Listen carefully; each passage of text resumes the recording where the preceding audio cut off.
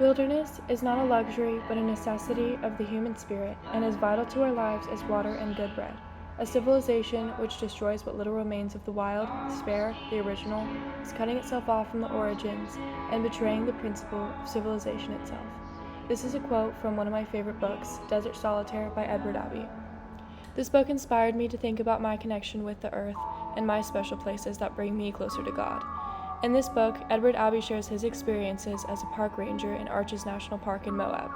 Even though I have always found refuge in nature and felt that it cleared away the fog in my brain, showed me the truth of the world around me, Abbey's words are so inspiring that I began to dig deeper into how spending time outdoors can develop your soul, ground you, and bring you closer to God, whatever that word means to you.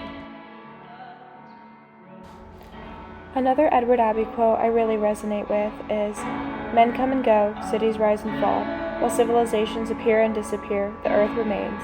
And the heartbreaking beauty where there are no hearts to break. I sometimes choose to think, no doubt perversively, that man is a dream, thought, an illusion, and only rock is real, rock and sun." I mention this quote because as humans think we are so much more important than we really are, but the earth will give us what we need to survive, and when we can no longer survive, the earth will remain. I think nature puts that into perspective and sheds the ego when we realize what is really important and real.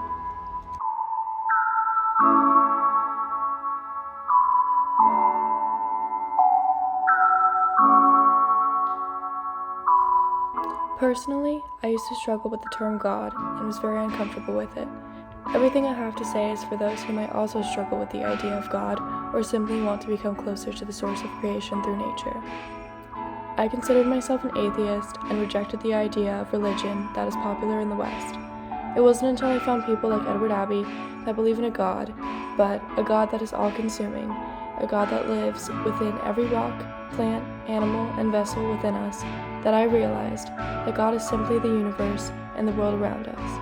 And by connecting with the world around us, with the dirt, trees, mountains, desert, and oceans, we become closer to the source of our souls. Cognitive psychologist David Strayer believes that being in nature allows the prefrontal cortex, the brain's command center, to rest and recover like an overused muscle. We are constantly overstimulated with the busy world around us, and spending time in nature allows us to recover. It causes us to be happier, calmer, and more creative. At the end of the day, we come out in nature not because science says it does something to us, but because of how it makes us feel.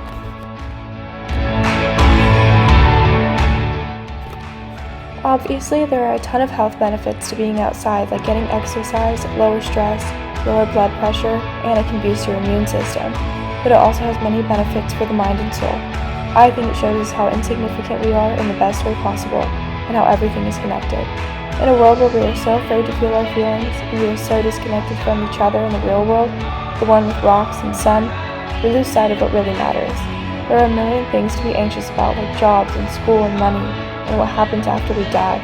Sometimes you just have to step away and realize it doesn't matter. Albert Einstein said, "I like to experience the universe as one harmonious whole. Every cell has life, matter too has life. It is energy solidified. Our bodies are like prisons, and I look forward to be free, but I don't speculate on what will happen to me. We are all just souls having a human experience on a beautiful planet, and it doesn't have to be more complicated than that. I think while we are here for the small blip in the timeline, we should appreciate the world around us and connect with it and each other."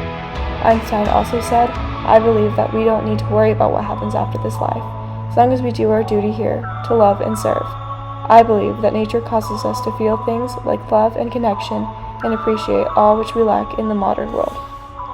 These are also the things that bring us closer to God and what religion should really be about: unconditional love and connection.